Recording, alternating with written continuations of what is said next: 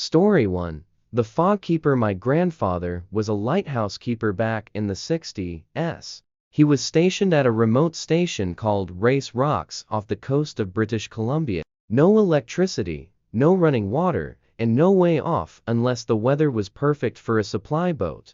He didn't talk much about his time there, said it was peaceful, quiet. But before he passed, he told my dad one story that still gives me chills every time I hear it. It was fall, late September. The fog was so thick that week that you couldn't see 10 feet beyond the cliff edge. My grandfather was alone, running routine checks, lighting the oil lamp manually every night. The foghorn was automated, but sometimes it would stutter and he'd have to reset it. One night, he woke up to it blasting erratically short bursts instead of the usual slow drone. He thought it was a malfunction, but when he went out to reset it, he found footprints, bare footprints, leading from the base of the tower to the edge of the cliff. No boat, no ropes, no sign of anyone in the logbook.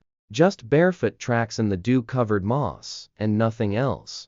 He said he followed them to the edge, looked out into the fog, and for a second, just a split second, he saw someone standing on the water, not in it, on it. He didn't sleep the rest of that night. The next morning, the footprints were gone. Story 2.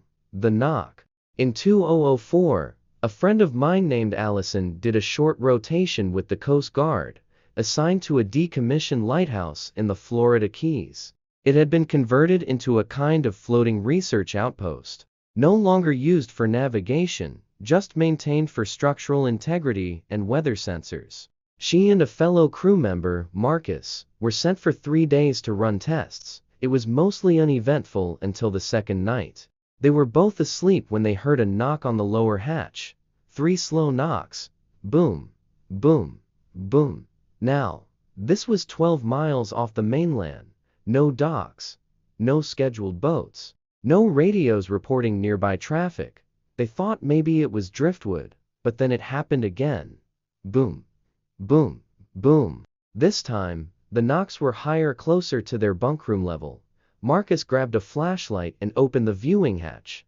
Nothing. The next morning, Allison found a handprint. A single human-sized handprint smeared in what looked like ash or old soot, right on the glass of the lamp housing 20 feet above the waterline. She took a picture, showed it to her supervisor when they returned. He told her, quietly, "That's not the first time we've seen that."